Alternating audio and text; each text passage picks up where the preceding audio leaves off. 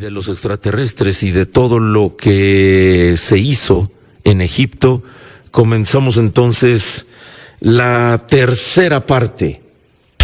Esto es El Cereal, un tazón de temas interesantes, con Toño Esquinca y la muchedumbre, por Alfa 91.3, donde todo nace. Parte 3. Egipto existe, en resumen, y la Gran Pirámide, precisamente para mantener viva la red crística del planeta, en donde estamos conectados todos y cada uno de nosotros.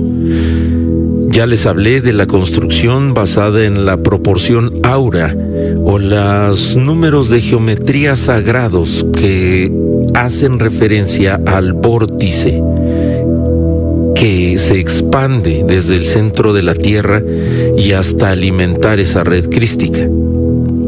Una vez que se hundió Atlántida y que Tot rescató en esta nave espacial que tiene de 3 a 5 átomos, imagínense, de 3 a 5 átomos de espesor, un círculo de 600 metros más o menos el diámetro. Este fue el último trozo de la Atlántida que desapareció, que fue Udal, con la excepción de muy pocas islas pequeñas, y después llevaron la nave a Egipto y aterrizaron en la parte superior de la Gran Pirámide. Ya les hablé que la Gran Pirámide tiene una plataforma en la punta. La plataforma y la construcción de esa pirámide es hecha de oro macizo, pero esa es la plataforma donde aterriza esta nave espacial. Si se extendieran ustedes la Gran Pirámide hasta donde terminara o terminaría naturalmente la cúpula o piedra coronaria, se darían cuenta de que la nave y la pirámide fueron construidas una para la otra. Y si se viera esto desde arriba, se vería como una figura, un círculo, y dentro de ese círculo hay un cuadrado, que son los 4 lados de la pirámide. Tienen exactamente la misma dimensión, la misma estructura. De hecho, la pirámide cabe bajo ese círculo. Les repito, ese círculo, esa nave, está debajo de la Esfinge. Y el perímetro de la Gran Pirámide y la circunferencia de la nave son iguales. Es debatible si esto es posible o no, pero pueden estar muy cercanos todos los aspectos científicos, y la vida aparece cuando sea que ocurre la relación matemática. Esta es la relación básica de la vida a través del universo. De hecho, les he hablado mucho acerca de la geometría sagrada, y si los maestros ascendidos no hubieran tenido campos Merkaba, a los que me refería hace un momento, giratorios a su alrededor, no estarían aquí y ahora, y probablemente nosotros como humanidad tampoco, porque sus Merkabas los protegieron de todo lo que sucedió después del hundimiento de la Atlántida y por ende la pérdida de la red crística, nuestro escudo protector. Éramos vulnerables a cualquier tipo de invasiones y a cualquier tipo de energías. Después de aterrizar en la pirámide, los polos comenzaron a cambiar y la conciencia humana de la Tierra comenzó a desplomarse. Simultáneamente, los campos electromagnéticos y magnéticos de la Tierra se colapsaron y toda la vida en este planeta se fue hacia el gran vacío.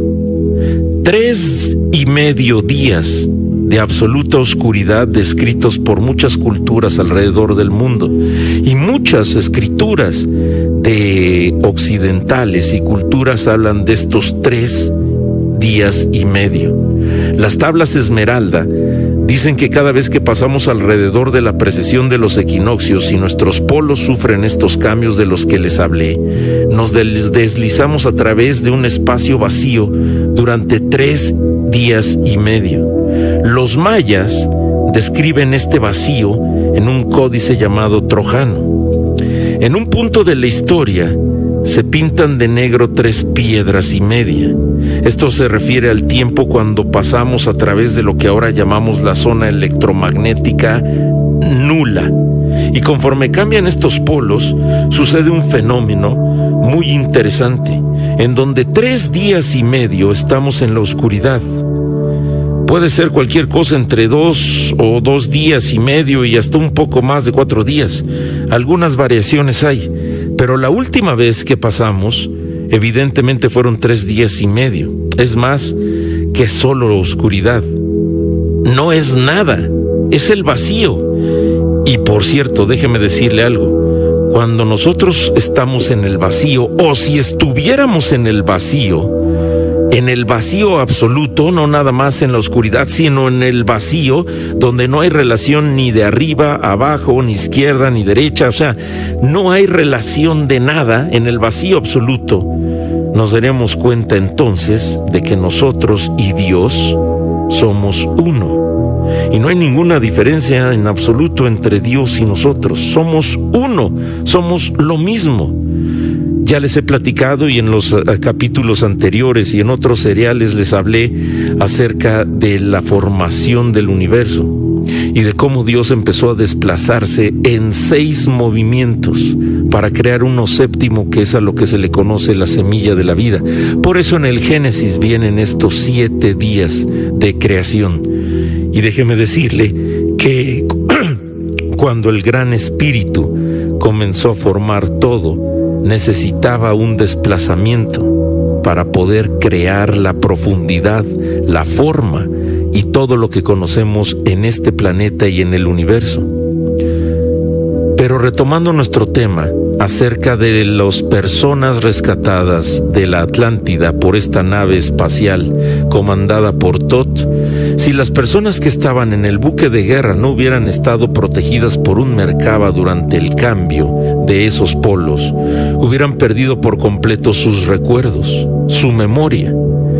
Verán, nuestra memoria se sostiene principalmente por un campo magnético que existe alrededor del cerebro, dentro del cráneo y alrededor de la cabeza. Ese campo también está conectado con cada célula en el cerebro por medio de campos magnéticos individualizados dentro de cada célula. La ciencia encontró primero las partículas magnéticas internas dentro de cada célula y después encontró el campo externo más grande. Este fue el primer nuevo descubrimiento de la fisiología humana en los últimos 300 años. Y la memoria depende de un campo magnético estable y vivo. Por eso les digo todos los días a las 8 de la mañana en mi programa que somos electricidad y magnetismo. Absolutamente todo es electricidad y magnetismo. Y nosotros en este campo magnético estable que tenemos en nuestro cerebro, muy parecido a una computadora, nuestra conexión con el campo magnético de la Tierra no es comprendido todavía por la ciencia en este momento. Si no tienen un medio para proteger su memoria, será borrada. Es como desconectar una computadora en medio de un proceso. Simplemente se borra. Y eso fue exactamente lo que le pasó a los atlantes y a otros que sobrevivieron la catástrofe, pero que no tenían merkabas rotatorios. Esas personas tan sofisticadas eran más avanzadas que esta humanidad ahora, en pleno 2021. De pronto se desconectaron en una situación en la cual no sabían nada. Tenían cuerpos de alta tecnología y mentes de alta tecnología, pero era como tener una computadora muy efectiva sobre la mesa, pero sin ningún programa, sin ningún software, nada adentro. Entonces la población que sobrevivió, y fueron pocos, tuvo que volver a comenzar nuevamente. Tuvieron que comenzar desde investigar cómo permanecer abrigados, cómo hacer fuego, una rueda y así sucesivamente. Quizá esa sea la explicación verdadera de por qué los registros de los primeros pobladores de esta tierra tenían tanta tecnología, tenían tantos conocimientos, pero la historia nos denota otra cosa: seres peludos y completamente primitivos. Y esta pérdida de memoria fue el resultado de haber olvidado cómo respirar. Me refiero a respirar conscientemente, inhalar y exhalar, activar las emociones, poner la atención en los campos rotatorios del Merkaba, o al menos ser consciente de un campo electromagnético que nos rodea. Meditar despiertos para acabar pronto y haber olvidado sus Merkabas, haber olvidado todo, cayendo a través de las dimensiones y llegando hacia un estado totalmente desprotegido y terminando en este mundo tan denso, tuvieron que comer comida otra vez. Antes no comían comida, comían prana, este tubo pránico que está conectado al universo, a esta red crística, y hacer todo tipo de cosas que no habían sido parte de la experiencia durante mucho tiempo y fueron encerrados en un aspecto muy denso del planeta. Tuvieron que aprender a sobrevivir otra vez. Todo esto fue el resultado del experimento Merkaba sintético, del cual ya les hablé en otros capítulos, llevado a cabo en la Atlántida por los grises. De eso ya les platiqué en otros capítulos. Sin ese pequeño grupo de maestros ascendidos que pudo rescatar Thoth, no habríamos sobrevivido en absoluto. Hubiéramos dejado la experiencia humana definitivamente y todo el experimento en la Tierra se habría terminado para siempre. Pero ellos mantuvieron ese campo vivo, escasamente, mientras todo lo demás se colapsaba alrededor. Era el apocalipsis, de hecho fue un apocalipsis. Además de los maestros ascendidos, también hubieron otros 2 grupos en la Tierra que tenían campos Merkaba intactos en ese tiempo: los Nefilim y los Sirianos. Sí, de Sirio. Nuestra madre y nuestro padre. Nuestra madre son los Nefilim y los Sirianos son nuestro padre. ¿Recuerdan lo que les platiqué de la formación del universo? En otros capítulos lo podrán encontrar en mi podcast, donde les hablaba de cómo nos formaron y por qué nos crearon a nosotros. Bueno, dentro de los mundos dimensionales de este planeta, ellos tenían sus Merkabas intactos, pero los sirianos permanecieron en los salones de Amenti. Les voy a platicar más adelante qué son los salones de Amenti dentro de la Tierra interna. Salones de Amenti o cámaras de Amenti que conducen precisamente en el subterráneo dentro de la Tierra hacia la Gran Pirámide. Y ambos grupos todavía están aquí en el planeta. Existen, están habitando nuestro planeta, escondidos dentro de los mundos dimensionales. Tenemos varias dimensiones, no solamente la que nosotros estamos acostumbrados a ver, a lidiar con ella. Hay otras dimensiones, y en esta tierra existen todavía los sirianos y los nefilim. Y después de estos 3 días y medio de oscuridad de los que les hablaba, la tierra reapareció, la luz volvió, los campos se estabilizaron y estábamos aquí abajo en este mundo tridimensional en donde estamos ahora. Pero todo era nuevo y diferente, todo. Había cambiado todo a un nivel vivencial. Cuando consideramos el continente de la Atlántida, los atlantes ya estaban en un nivel mucho más alto de interpretación. No lo experimentaron como nosotros. Fue experimentado de una forma totalmente distinta, que es muy difícil de explicar porque no podemos tener nosotros todavía la capacidad de experimentar la 5ª dimensión. Solamente nos limitamos a la vista o al aspecto tridimensional. Y después de que aterrizaron en la cima de la Gran Pirámide, Ra y aproximadamente 1/3 de las personas de esa nave bajaron a través del túnel que llega a una sala en un nivel como a 2/3 de la pirámide. En medio de la pirámide, como a 2/3, que algún día ha sido descubierta o será descubierta. Han descubierto 4 nuevas habitaciones en la Gran Pirámide en los últimos 50 años. Solamente 4 nuevas habitaciones, pero según los registros Esmeralda, y que precisamente los arqueólogos saben de esto, no han podido descubrir una 4ª habitación. Y cuando se descubre esta habitación, según Thoth, se darán cuenta de que está hecha con piedras rojas, negras y blancas, que eran los colores arquitectónicos primarios de la Atlántida. Eso es lo que Thoth indica en los registros Esmeralda o en las tablas Esmeralda. Y desde esta habitación corre un pasillo que usaron para descender hacia una ciudad o un templo muy por debajo de la pirámide, que construyeron Thoth y Ra cuando edificaron la pirámide. Fue diseñada para albergar aproximadamente a 10,000 personas, porque sabían que un gran número ascendería durante los siguientes 13,000 años. Después de que se estabilizaron los campos y un tercio de la población siguió a Ra hacia la habitación hecha de piedras rojas, negras y blancas, entraron a una ciudad subterránea e iniciaron la raíz de nuestra civilización actual. Otra parte de la raíz que estaba formando al mismo tiempo en Sumeria, esa es otra historia que ya les platiqué, al mismo tiempo los 1067 maestros ascendidos restantes elevaron la nave de la Gran Pirámide y volaron al lugar que ahora se llama Lago Titicaca, en donde aterrizaron en la Isla del Sol, en Bolivia. Tot bajó allí junto con un tercio de la gente. Después elevaron otra vez la nave y volaron hacia las montañas del Himalaya, donde Araragat se bajó con el tercio restante de la gente. Sin embargo, 7 personas permanecieron en la nave.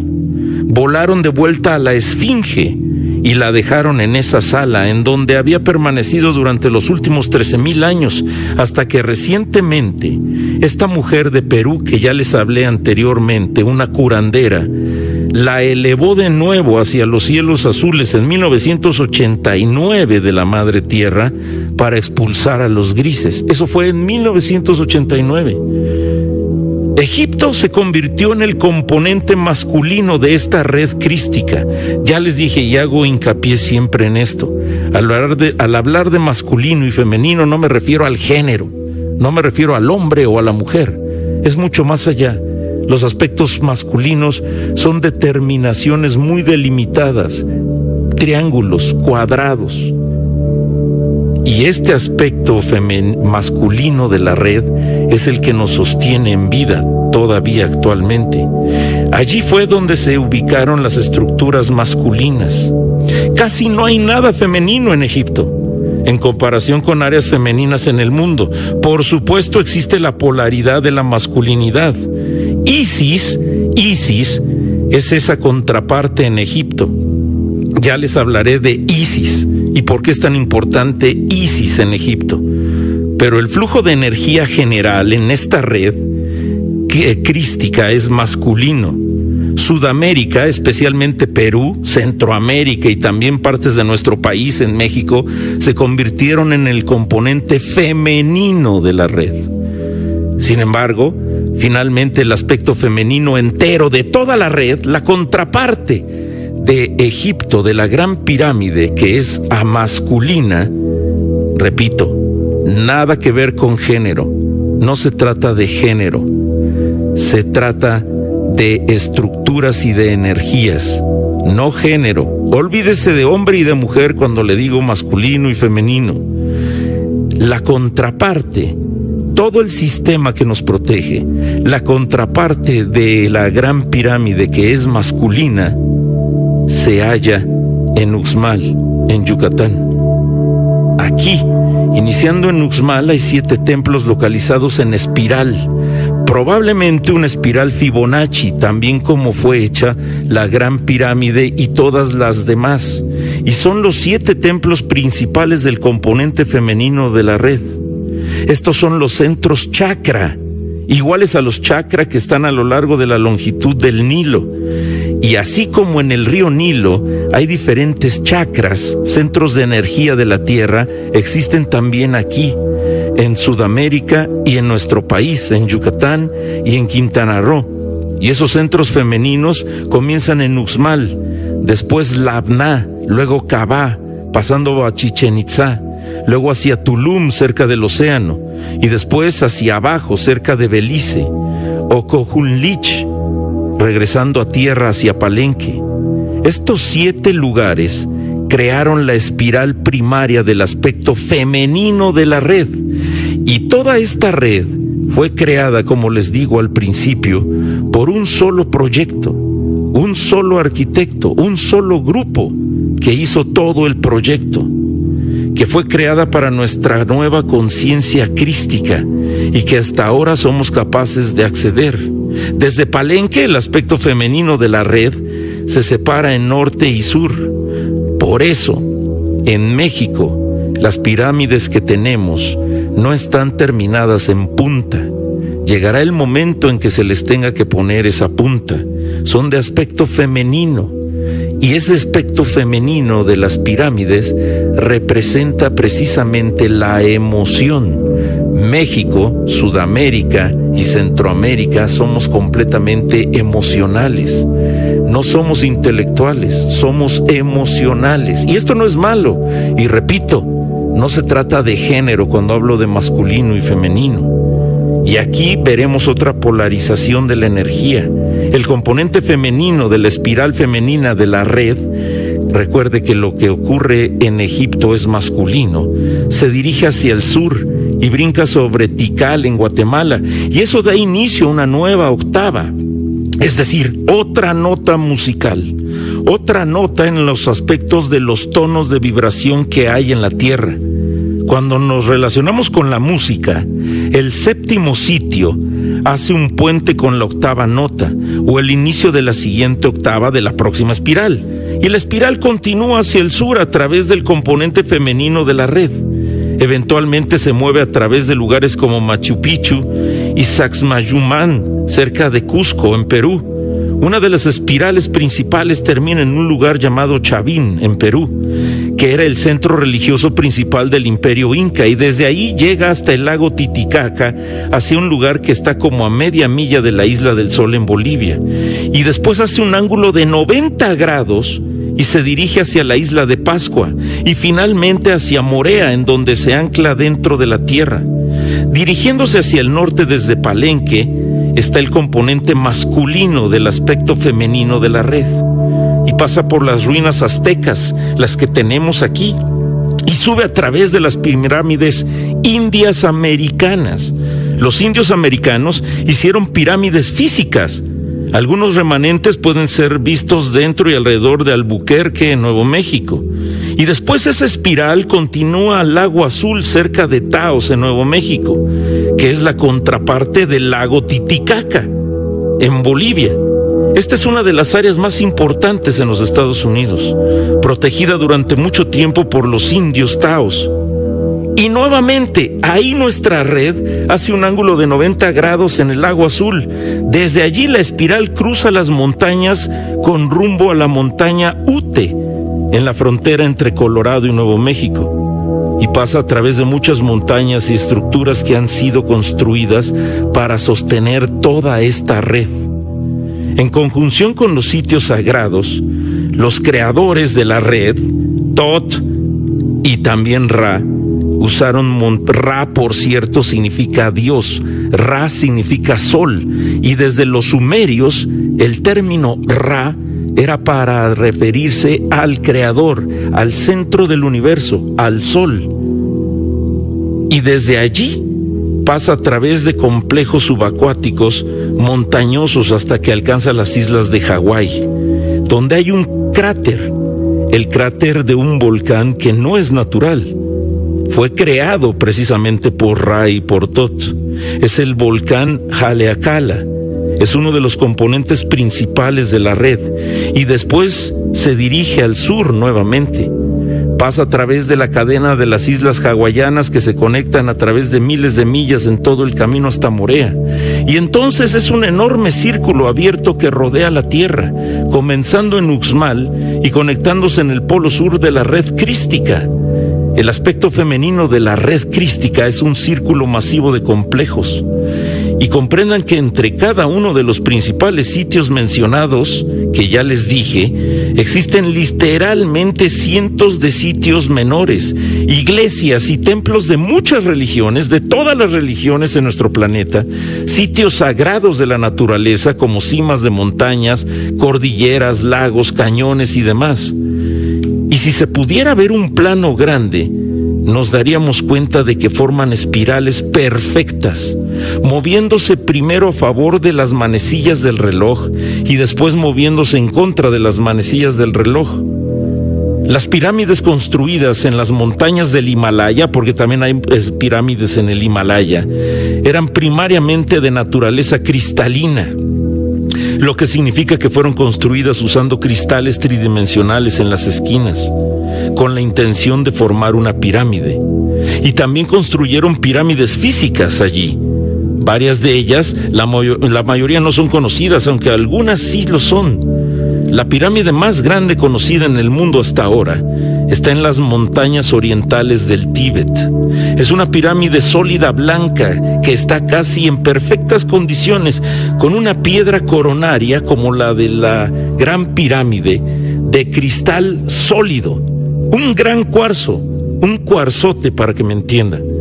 Y cuando menos, dos equipos de científicos han estado allí, un equipo ruso y un equipo inglés, y también ha sido fotografiada desde el aire, y es visible solo 3 semanas al año, solamente 3 semanas al año, cuando su cúpula de cristal se asoma desde la profunda nieve, para ver el valle y el desierto de cualquier esfuerzo humano hace mucho tiempo. Es impresionante cómo todos los sitios sagrados en la tierra, con pocas excepciones, fueron planeados por conciencias superiores, en un nivel de 4ª y 5ª dimensión. Por ahora la mayoría tienen contrapartes tridimensionales conectadas con ellos. En otras palabras, edificios reales en lugares reales, pirámides reales en lugares reales. Sin embargo, todavía hay algunos sitios muy importantes que solo tienen estructuras en la 5ª dimensión y que no se pueden ver con los ojos humanos de la 3ª dimensión. Ha habido intentos de hacer redes crísticas sin que sean crísticas, es decir, redes para manipular la conciencia. Estados Unidos y Rusia son los primarios y los principales productores de estos centros artificiales para generar confusión, para generar división y para generar odio en la planeta Tierra, hecho también por los gobiernos secretos. De eso hablaremos después. Pero para entender todo esto y en resumen, Egipto, la Gran Pirámide, es una plataforma para poder despegar un buque de guerra, una nave espacial, y fue hecha para sostener y crear, después del hundimiento de la Atlántida, una nueva red crística donde todos estamos coronados y donde todos estamos conectados.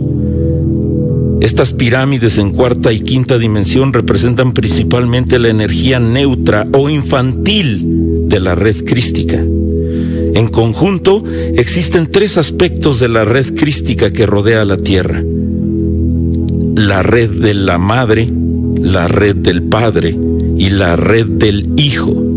Por eso es tan importante la Santa Trinidad, Padre, Madre e Hijo. Y el Padre está en Egipto, la Madre está en Perú, Yucatán y el Pacífico Sur, y el Hijo, el que está por renacer, por crecer en esta época, está en el Tíbet.